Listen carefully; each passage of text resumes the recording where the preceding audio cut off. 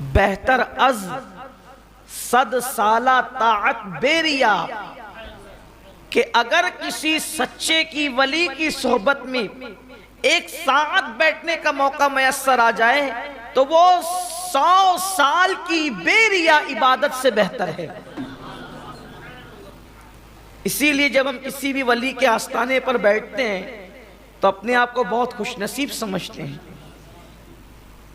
بلکہ اس تصور سے ہم جاتے ہیں کہ اب جنت کے اور ہمارے درمیان چند ہاتھ کے سوا کوئی فاصلہ ہی نہیں رہ گیا، کیونکہ مومن کی قبر جنت کے باغوں میں سے ایک باغ ہے۔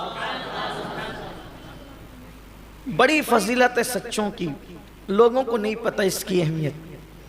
تو فرمایا کہ سچوں کے ساتھ ہو جا۔ اسی سچوں کی جماعت میں ایک بہت بڑا نام ہے حضرت سیدنا امام احمد الکبیر رفاعی رحمت اللہ تعالی علیہ کا، سلسلہ رفاعیہ کے امام ہیں۔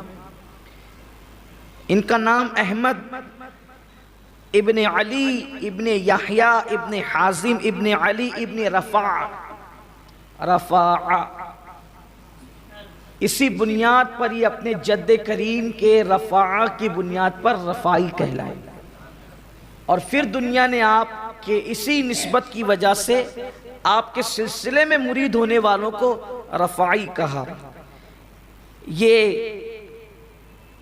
سید الشہداء، مظلوم کربلا، امام الائمہ سیدنا امام حسین رضی اللہ تعالیٰ عنہ کی اولاد میں سے ہیں۔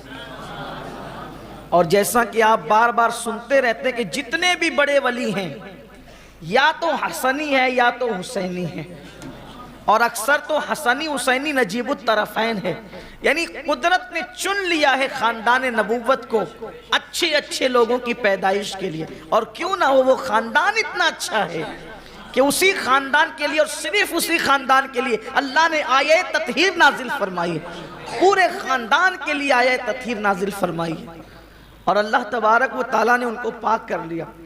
تو امام حسین رضی اللہ تعالیٰ عنہ کی آل پاک میں سے ہیں، اور یہ بھی نجیب الطرفین سید،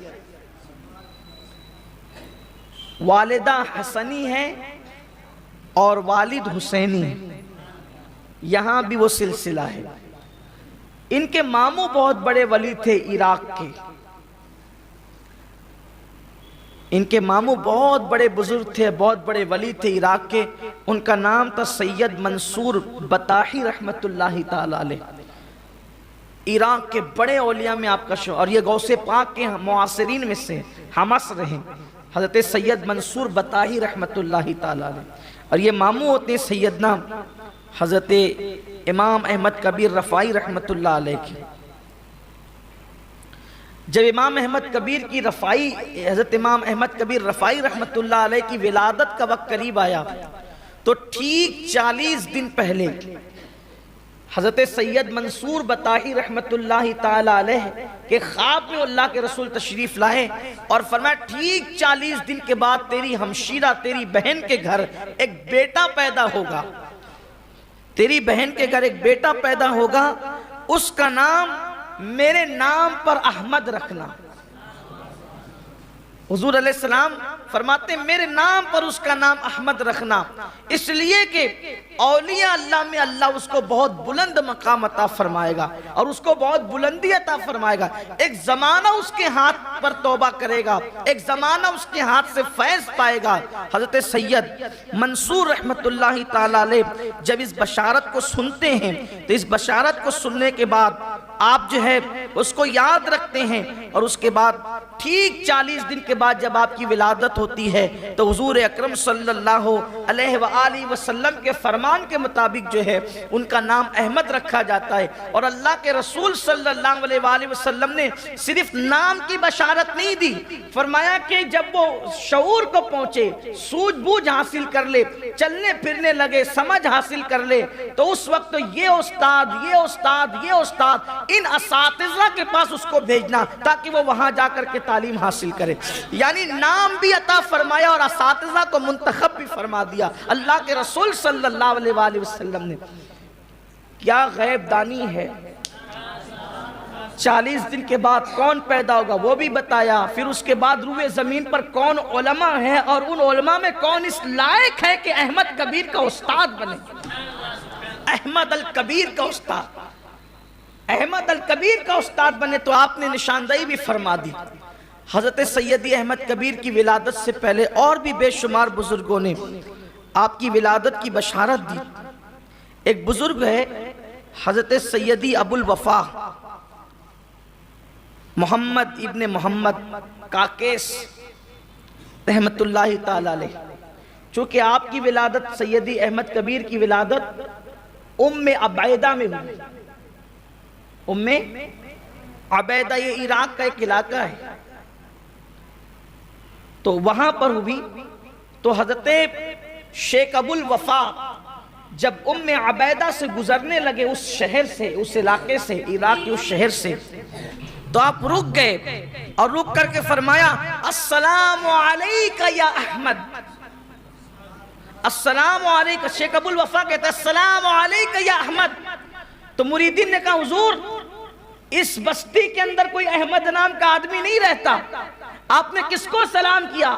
کہا جانتا ہوں نہیں رہتا، لیکن کچھ دنوں کے بعد پیدا ہوگا، میں ابھی سے اس کو سلام کر رہا ہوں، اور وہ اپنے وقت کے بڑے عظیم اولیاء میں سے ہوگا. فرمایا اور ابھی وہ پیدا نہیں ہوا لیکن اس وقت وہ ماں کے پیٹ میں موجود ہے، اس لیے میں اس کو سلام کر رہا ہوں اللہ کے برگزیدہ بندے اور اللہ کے بڑے اولیاء کرام کے ساتھ. اور ایسا ولی ہوگا کہ بڑے بڑے عبادت گزار اس کے سامنے عاجزی کرتے ہوئے نظر آئیں گے. یہ سیدی امام احمد الکبیر رفاعی رحمت اللہ تعالی علیہ کی شان ہے. آپ بڑے عظیم بزرگ گزرے ہیں. علوم ظاہر و باطن کی آپ نے تکمیل کی. صرف 7 سال کی عمر میں آپ نے قرآن مقدس کو حفظ کیا. 20 سال کی عمر پہنچنے تک آپ نے ظاہری اور باطنی علوم جو ہے وہ حاصل کیے. اور اس کے بعد آپ کے ماموں سید منصور رحمت اللہ علیہ کے جانشین ہوئے، اور انہی کے خلیفہ بھی ہوئے، جانشین بھی ہوئے. جانشینی کا اور خلافت کا کبھی کبھی اختلاف اور جھگڑا ہوتا ہی رہا ہے. یہ بہت پرانی رسم ہے اور اس میں ہمیشہ سے اختلافات رونما ہوتے رہے. سیدی شیخ منصور رحمت اللہ تعالی علیہ آپ یہ چاہتے تھے کہ اپنے بھانجے سید احمد کبیر رفاعی رحمت اللہ علیہ کو اپنا خلیفہ اور جانشین منتخب کریں، لیکن آپ کی اہلیہ یہ چاہتی تھی کہ نئی بھانجے کی بجائے ہمارا بیٹا اس کا زیادہ حقدار. تو شیخ منصور کی تمنا تھی ماموں کی کہ بھانجا خلیفہ اور جانشین بنے، اور ممانی کی یعنی کہ شیخ کی بیوی کی تمنا یہ تھی کہ بھئی بھانجا کیوں بنے، ہمارا بیٹا بنے جانشین اور خلافت اس کو ملے. بہت زور دیا بیوی نے. تو بالآخر حضرت شیخ منصور نے فرمایا کہ ٹھیک فیصلہ کر لیتے ہیں. دونوں سے کہا، سیدی احمد کبیر سے بھی کہا اور اپنے بیٹے سے بھی کہا کہ تم دونوں جاؤ اور کھجور کے درختوں کے پتے لے آؤ. اب کھجور کے درختوں کے پتے لانا عراق میں کون سی بڑی بات تھی، بلکہ وہ تو زمین ہی کھجوروں کی زمین ہے. جیسے کہ اگر یہاں کسی کو کہہ دیا جائے کہ بھئی نیم کے پتے لے آؤ، جانشینی کے لیے بس اتنی سی شرط ہو کہ نیم کے پتے لے آؤ، تو نیم کے پتے کہاں نہیں ملنا ہے. آپ 4 پتے کہیں، کوئی 400 اٹھا کر کے لائے گا کہ ہر محلے میں تو نیم کا درخت موجود ہے. اور جیسے اپنے یہاں نیم لگا ہوتا ہے، جیسے اپنے یہاں کلی کا درخت ہوتا ہے، جیسے اپنے یہاں جامون کے درخت ہیں، ویسے وہاں پر کھجوروں کے درختوں کی کثرت اور بہتات. آسان لگا لوگوں کو بھی کہ کتنی چھوٹی سی شرط ہے کہ کھجور کے درخت کے پتے لاؤ. تھوڑی دیر میں شیخ منصور کا بیٹا بہت سارے درخت کے پتے، کھجور کے درخت کے پتے لے کر آ کے حاضر ہوئے. سیدی احمد کبیر رفاعی رحمت اللہ تعالی علیہ دیر تک نہ آئے، اور بہت دیر کے بعد آئے تو خالی ہاتھ آئے. دیکھنے والوں کو بھی حیرت تھی، ماموں کی بیوی کو بھی حیرت تھی، ماموں کے بیٹے کو بھی حیرت تھی کہ آخر کھجور کے درخت کے پتے لانا کون سا مشکل تھا، یہ خالی ہاتھ کیوں آیا؟ بیٹے سے کہا بیٹے لے آئے، کہا جی ابا جی لے آیا۔ تو شیخ احمد سے پوچھا کہ بیٹا تم لے آئے؟ کہا سرکار کیسے لاتا، جس درخت کی طرف نظر کرتا اس پتے سے ذکر الہی کی آواز سنتا، جس درخت کی طرف نگاہ کرتا ذکر الہی کی آواز سنتا، تو جو پتا ذاکر خدا ہو اس کو میں درخت سے جدا کیسے کر دوں؟ تب آپ نے بیوی سے فرمایا دیکھو یہ فرق ہے میرے بھانجے میں اور تمہارے بیٹے میں، اس لیے جانشینی کا حقدار یہ ہے۔ اور میں نے اللہ سے دعا کی تھی کہ اللہ میرا جانشین میرا بیٹا ہو، لیکن مجھے بار بار یہ صدا آتی تھی نہیں، تمہاری جانشینی کا حقدار احمد الکبیر ہے، تمہاری جانشینی کا حقدار احمد الکبیر ہے۔ یعنی کہ بیٹا ہونا ضروری نہیں ہے جانشینی کے لیے، بلکہ جانشینی کے لیے اہل ہونا ضروری ہے۔ تو حضرت سیدی احمد کبیر رفائی رحمت اللہ تعالیٰ علیہ کو جو ہے وہ پھر جانشین مقرر کر دیا گیا، اور 28 سال کی چھوٹی سی عمر میں آپ کے ماموں جان نے آپ کو خلافت و اجازت عطا کی اور اپنا جانشین مقرر کیا، اور پھر انہی ایام میں اسی سال میں آپ دنیا سے تشریف لے گئے سید احمد الکبیر کے ماموں، اور حضرت پھر سید احمد کبیر رفائی رحمت اللہ علیہ اپنے ماموں کی خانقاہ میں ان کے جانشین کی حیثیت سے جو ہے وہ آپ نے مخلوق خدا کی خدمت انجام دی۔ یہ جانشینی اور یہ خانقاہ، اس کا تصور اور کانسیپٹ کیا ہے؟ یہ خانقاہیں کیوں ہے؟ پھر اس میں پیر کیوں ہوتا ہے، جانشین کیوں ہوتا ہے؟ اس کی کئی وجوہات ہیں۔ ایک تو یہ خانقاہ اس لیے بنتی ہے کہ یہ روحانی تربیت گاہ ہے۔ جیسے ظاہری علوم کے لیے دارالعلوم بنائے جاتے ہیں، ویسے باطنی علوم، جیسے ظاہری علوم ہے ویسے باطنی علوم ہے۔ اب یہ باطنی علوم کیا ہے؟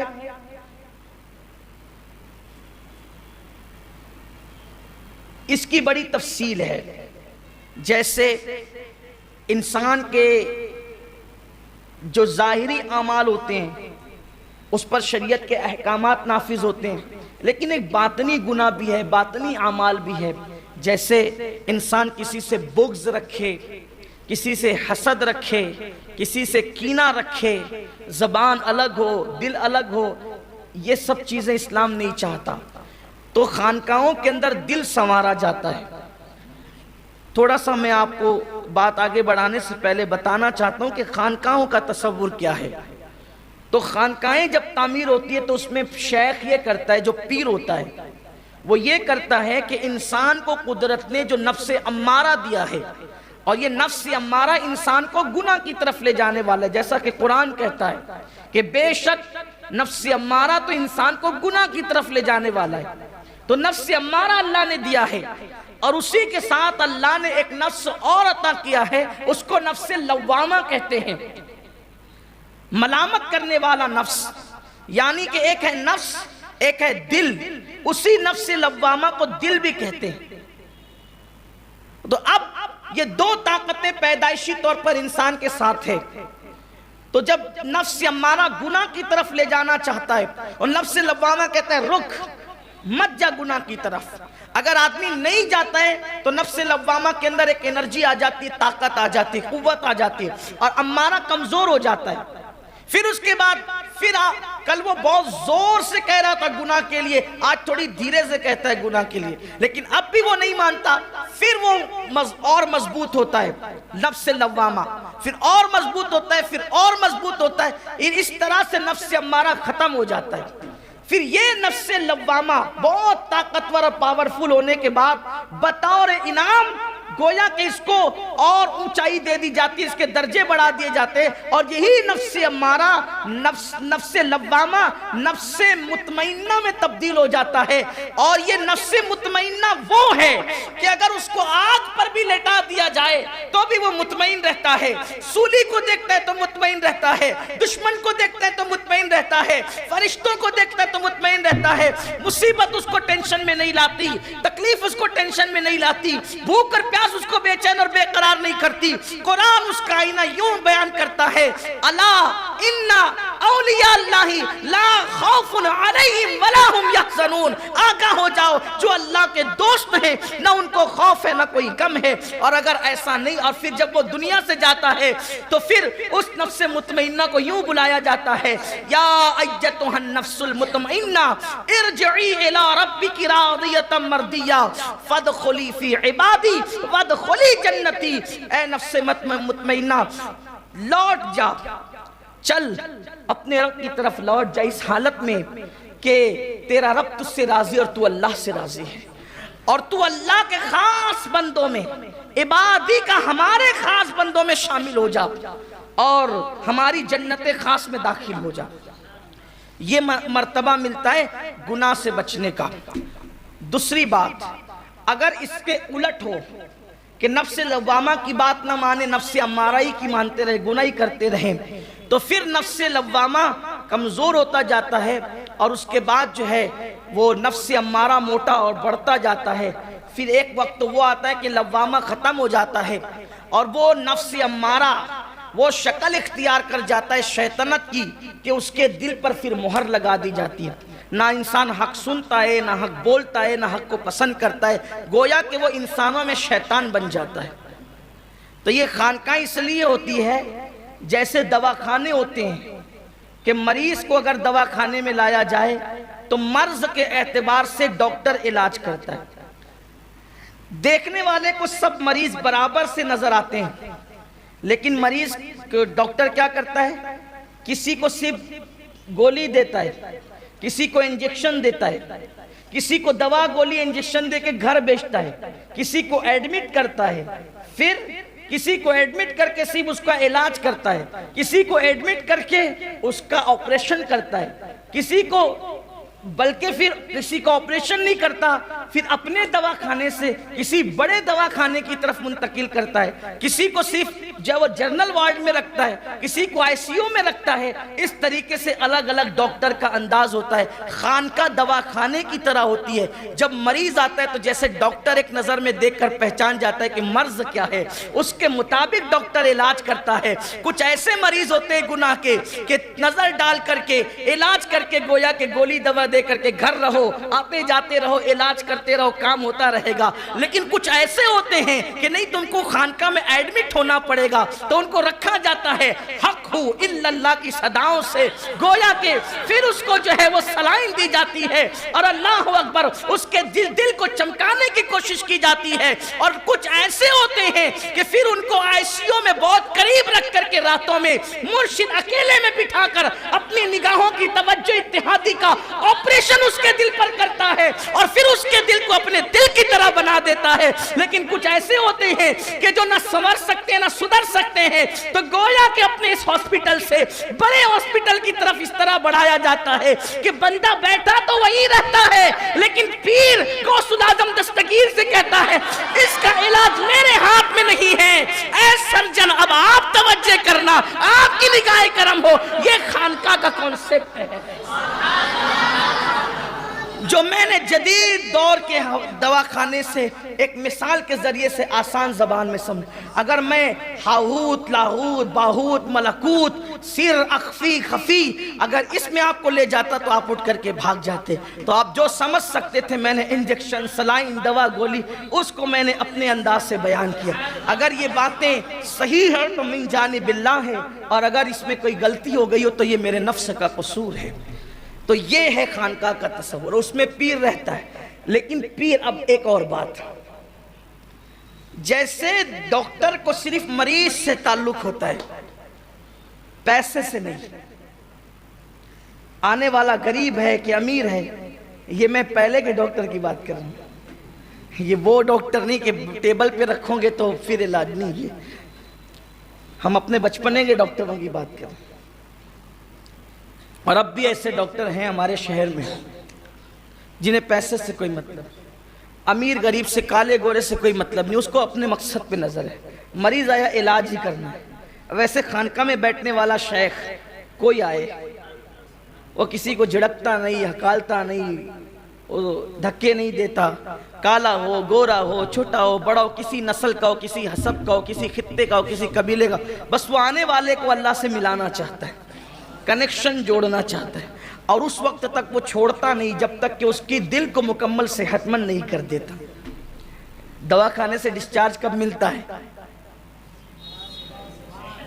جب مکمل صحت ہے، لیکن بل ادا کرنا پڑتا ہے، وہاں بھی بل دینا پڑتا ہے۔ یہاں بل پیسوں کی شکل میں ہوتا ہے، اور یہاں پیر کے یہاں بل جو ہوتا ہے، جان، مال، اولاد سب آدمی پیر کے ہاتھوں بیچ دیتا ہے۔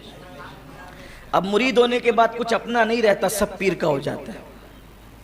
یہ ہے تصور۔ تو یہ خانقاہوں کا تصور، اور خانقاہوں میں انسانیت ہے۔ مذہبوں ملت کی تفریق کے بغیر خدمت کرتے ہیں خانقاہی لوگ۔ اگر وہاں کھانے کے لیے کافر بھی آ جائے تو وہ دھکے دے کے نہیں بھگاتے، کافر کو بھی کھلاتے، سب کو پلاتے۔ جانوروں، خانقاہوں میں جانوروں کی بھی روٹیاں بنائی جاتی ہیں، ان کو بھی کھلایا جاتا ہے، سب کا خیال کیا جاتا ہے۔ تو حضرت سید احمد کبیر رفاعی رحمت اللہ تعالی علیہ اپنے ماموں کی خانقاہ میں بیٹھے، اور جب آپ بیٹھے تو بہت ریاضت اور مجاہدے۔ اب آدمی سب عبادت کر، دیکھیے عبادت اس وقت ہو رہی ہے لیکن ریاضت نہیں ہو رہی ہے۔ یہ ریاضت کیا ہے؟ اور عبادت سے جو نہیں ملتا وہ ریاضت سے ملتا ہے، لیکن ریاضت نہیں ہو رہی۔ ریاضت آسان نہیں ہے، کہ ریاضت کہتے ہیں اپنے نفس کو کچلنا۔ نفس کہے نئے کپڑے تو کہا نہیں، نئے کپڑے نہیں، پرانے پہنے۔ سیدی احمد کبیر رفاعی رحمت اللہ علیہ ایک ہی ڈریس رکھتے تھے، صرف ایک، پوری زندگی ایک ہی رکھتے تھے، دوسرا نہیں رکھتے تھے۔ اور جب وہ لباس دھونا ہوتا تھا تو بدن پر ایک کپڑا باندھ لیتے تھے اور دریا میں اتر کر کے اس کو دھوتے تھے، اور پھر پہن کر کے دھوپ میں کھڑے ہو کے اسی کو سکھا لیتے۔ یہ ریاضت کے دن ہے۔ ریاضت کے دن جب گزر جاتے ہیں تو پھر زندگی الگ ہو جاتی ہے۔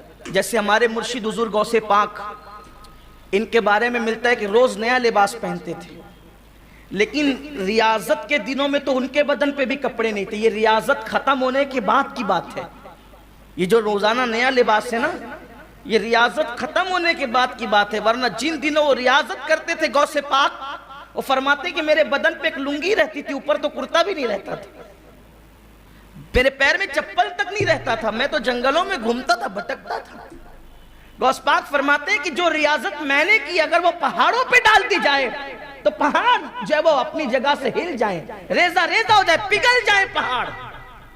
درخت کی پتیاں کھائیں میں نے، برسا برس تک میں نے اناج کبھی نہیں دیکھا، اوپر کا کرتا میرے بدن پہ نہیں ہوتا تھا۔ یہ ریاضت کے دن تھے۔ ریاضت آسان ہے، لوگوں کو ولی بننے کا بڑا شوق ہے۔ ہمارے شہر میں ایک بہت بڑے پیر صاحب تشریف لائے تھے۔ لوگ سمجھتے ہیں کہ ولایت جیسے حلوہ ہے، اور پیر صاحب بہت حق گو تھے، کسی کی رعایت نہیں کرتے تھے۔ دنیا سے تشریف لے گئے، اللہ ان کے مزار پہ رحمت فرمائے۔ حسنی حسینی سید تھے، آتے تھے 8-10 دن رکتے تھے۔ اب پیر صاحب 8-10 دن رکتے تھے تو لوگ آتے بھی تھے، بیٹھتے بھی تھے، تو کچھ 1.5 ہوشیار لوگ بھی آتے تھے۔ ایک صاحب نے کہا پیر صاحب سے کہ حضرت میں چاہتا ہوں کہ ولایت مل جائے۔ جس نیت سے بھی کہا ہوگا میں چاہتا ہوں کہ ولایت مل جائے۔ انہوں نے اپنی جیب سے 5 روپے نکالے اور نکال کے فرمایا بابو اگر کہیں ملیے تو تم بھی لے لو اور ہمارے لیے بھی لا کر کے دیں۔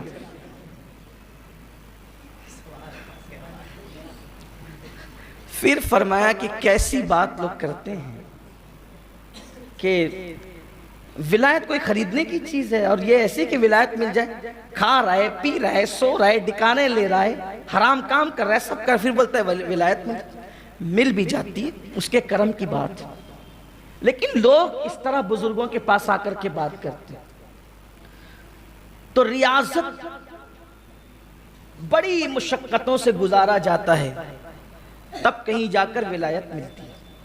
اور کبھی کرم ہو جاتا ہے تو بغیر مانگے بھی مل جاتی ہے، ایک نیکی پر بھی مل جاتی ہے، لیکن یہ اکثر ایسا نہیں ہوتا۔ تو ایک ہی قمیص اپنے پاس رکھتے تھے اور اسی میں، اور ہر 3 دن کے بعد کبھی ایک لقمہ کھایا، کبھی آدھا لقمہ کھایا۔ مقام ولایت میں 3 چیزیں بہت کلیدی رول رکھتی ہے، بہت بنیادی رول رکھتی ہے مقام ولایت میں: کم سونا، کم کھانا اور کم بولنا۔ یہ پہلا زینہ ہے، پہلی منزل ہے، اور ہم سے یہی نہیں ہوتا۔ کھانے بیٹھے تو پورا دسترخوان چٹ کر جانے کا ارادہ ہے، اور سوئے تو پھر اٹھنے کا ارادہ ہی نہیں ہے، اور اگر اٹھیں گے بھی نیند سے تو پہلی فکر یہ ہوگی کہ اب اٹھ کے نیند سے تو پہلے اچھا ناشتہ کہاں ملے گا، یہ فکر ہے۔ حالانکہ ہمارے اسلاف کم سوتے تھے، بیدار ہوتے تھے، تو پہلے بیدار ہونے کے بعد جو پہلا ان کی زبان پہ تھا لا الہ الا اللہ محمد الرسول اللہ، اور بچپنے میں بچوں کو عادت ڈالی جاتی تھی کہ کلمہ پڑھتے پڑھتے سو اور کلمہ پڑھتے پڑھتے اٹھ۔ یہ ماحول اب ہمارے یہاں سے ختم ہو رہا ہے۔ تو 3 دن کے بعد کبھی آدھا لقمہ کھایا اور کبھی ایک لقمہ کھایا، اور اگر گھر مہمان آ گئے تو کسی مرید کے سپرد کر دیا۔ یہ حضرت سید احمد کبیر رفاعی کا حال تھا، اور روزانہ رات میں 400 رکعتیں نماز ادا فرماتے تھے۔ سید احمد کبیر رفاعی 400 رکعت روزانہ نماز ادا کرتے تھے، اور اس میں 1000 مرتبہ قل هو اللہ شریف کی تلاوت فرماتے تھے، اور اسی طریقے سے 1000 مرتبہ استغفار بھی پڑھتے تھے، اور اسی طریقے سے درود شریف کا بھی معمول تھا۔ لیکن مخلوق خدا پر جب تک بندہ شفقت نہ کرے، مہربان نہ ہو، اس وقت تک اس کو اللہ کی بارگاہ میں مرتبے نہیں ملتے۔ اگر ہم سوچیں نا صرف عبادت کی بنیاد پہ اللہ کا قرب ملے، عبادت کی بنیاد پہ اللہ کی نزدیکی ملے، نہیں۔ فرمایا گیا جو مخلوق کا خادم نہیں وہ اللہ کا قرب کبھی نہیں پا سکتا۔ جو مخلوق سے محبت نہ کرے وہ خالق کی محبت میں کبھی کامیاب نہیں ہو سکتا۔ ہم عبادتیں تو کر رہے ہیں لیکن مخلوق سے وہ محبت ہمارے دل میں نہیں، وہ محبت ہمارے دل میں نہیں، نفرتوں کا عالم ہے۔ اگر ہمیں کوئی کچھ کہہ دے تو ہمارا حال یہ ہے معاذ اللہ ہم اس سے لڑنے لگتے ہیں۔ کوئی نصیحت کر دے تو ہم اس کے لیے دل میں کینہ رکھتے ہیں۔ لیکن اللہ والوں کی شان دیکھیے، اللہ والوں کا حال دیکھیے کہ ایک مرتبہ بچے لڑ رہے ہیں، چھوٹے چھوٹے بچے لڑ رہے ہیں۔ سیدی احمد کبیر رفاعی رحمت اللہ تعالیٰ علیہ بچوں کے قریب سے گزرے، لڑتا دیکھا، کہا بچوں مت لڑو۔ آپ کی بات سن کے بچوں نے لڑنا چھوڑ دیا۔ اب توجہ کرنا، بچوں نے آپ کے کہنے پہ لڑنا چھوڑا۔ تو ایک لڑکے کو آپ نے دیکھ کر کے پوچھا بیٹے تیرا نام کیا ہے؟ تو کہا میرا نام جاننا یہ آپ کے لیے فضول کام ہے، آپ فضول کام کیوں کرتے ہیں؟ میرا نام جاننا آپ کے لیے فضول کام ہے، آپ فضول کام کیوں کرتے ہیں؟ بجائے اس کے کہ بچے پہ ناراض ہوتے، سیدی احمد کبیر نے فرمایا اللہ تجھے جزائے خیر دے، تو نے مجھے بہت اچھی نصیحت کی، تو نے مجھے فضول کام سے بچنے کے لیے بہت اچھی نصیحت کی، اللہ تجھے جزائے خیر عطا فرمائے۔ اور 1 سال تک کے بار بار یہی دہراتے رہے کہ میں کسی کا نام کیوں پوچھوں، یہ تو میرے لیے فضول کام، اور فضول کام ہے تو میں فضول کام میں کیوں مبتلا ہو جاؤں؟ کیونکہ جب وہ نہ میرے جان کا ہے، نہ پہچان کا ہے، نہ تعلق کا ہے۔ یہ تھے سیدی احمد کبیر رفاعی رحمت اللہ علیہ۔ ہمارا حال یہ ہے، ہم نے بزرگوں کی ہمیشہ کرامتیں سن کر صرف نعرہ لگانے کا مزاج بنایا ہے، ہم نے ان کی زندگی کو کبھی سنا ہی نہیں، یا سنا تو کبھی عمل کرنے کی کوشش نہیں کی۔ فرمایا گیا، پوچھا گیا حسن اسلام کیا ہے، اسلام کا حسن کیا ہے؟ تو جواب ملا کہ جس چیز میں نہ تیرا فائدہ ہو نہ تیرا نقصان ہو اس چیز کو چھوڑ دے، یہ اسلام کا حسن ہے۔ میرے آقا صلی اللہ علیہ وسلم کے پیارے دیوانوں، آج ہم فضول کاموں میں پڑے ہوئے ہیں۔ تو عرض یہ کر رہا تھا کہ سیدی احمد کبیر رفاعی رحمت اللہ تعالیٰ علیہ مخلوق خدا پر بہت مہربان تھے، بہت مہربان۔ اللہ اکبر، یہ ہے تصوف۔ اور میں سمجھتا ہوں کہ اگر یہ اولیاء اللہ کی زندگی کو عام کریں دنیا میں، اور بالخصوص ہندوستان کے اندر، لوگ آج بھی اسلام کے دامن میں پناہ لینے پہ مجبور ہو جائیں گے۔ دیکھو، ایک ہے شریعت کا قانون، ایک ہے شریعت کا قانون کہ یہ کر سکتے یہ نہیں کر سکتے، لیکن ایک ہے عشق اور محبت کی بات، پھر وہ قانون کے اوپر کی چیز ہے۔ جیسے مثال کے طور پہ دونوں چیزوں کی میں آپ کے سامنے وہ پیش کرتا ہوں۔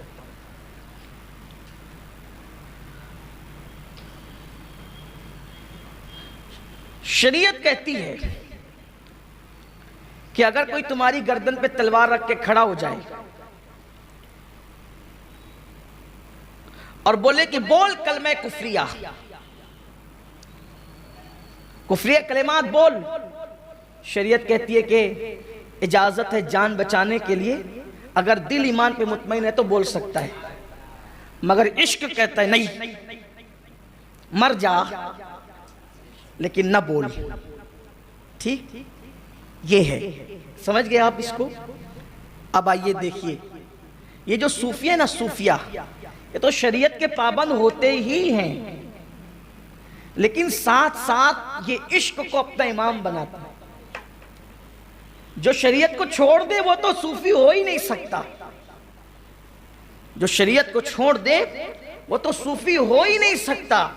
صوفی وہ ہوتا ہے جو شریعت پر عمل کرے اور پھر اس کے بعد وہ عشق کی منزل کی طرف بھی فائز ہو۔ جیسے شریعت کہتی ہے احناف کے مطابق مغرب کی 3 فرض پڑھو اور 2 سنت پڑھو، نفل پڑھو یا نہ پڑھو، لیکن عشق کہتا ہے نفل بھی پڑھ، اور صرف وہ 2 نفل نہ پڑھ بلکہ پھر اوابین بھی پڑھ۔ یہ ہے شریعت کی طرف سے اجازت ہے، نماز ہو جائے تو مسجد سے نکل جاؤ، عشق کہتا ہے یار کا گھر نہ چھوڑ۔ تو شریعت تو مسجد میں بلا رہی ہے، نماز کی اجازت اور حکم دے رہی ہے، اب کوئی ایسا صوفی ہو کہ وہ مسجد ہی میں نہ آئے؟ ارے کم سے کم مسلمان ہونے کے لیے اتنا تو تیرے لیے ضروری ہے کہ تو مسجد میں آئے، اور صوفی بننے کے لیے اس سے بڑی منزل ہے کہ عشق پر بھی تیرا عمل ہو۔ خواب دکھایا جاتا ہے کہ اللہ کی راہ میں بیٹے کی گردن پہ چھری رکھ دی تو رکھ دی،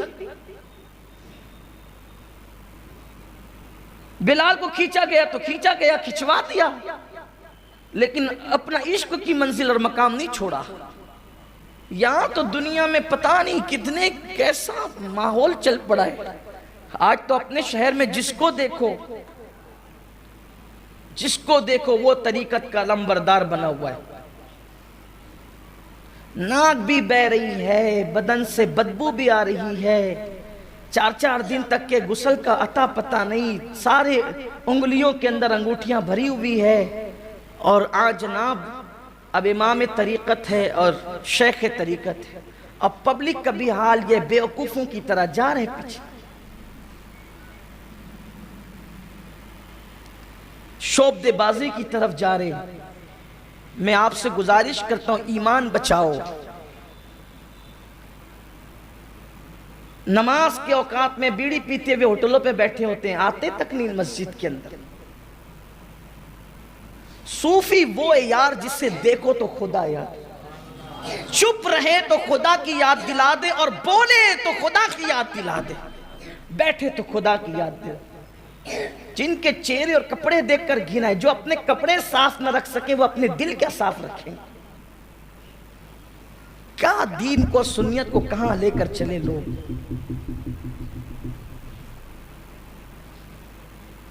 تصوف بہت اعلیٰ چیز کا نام ہے۔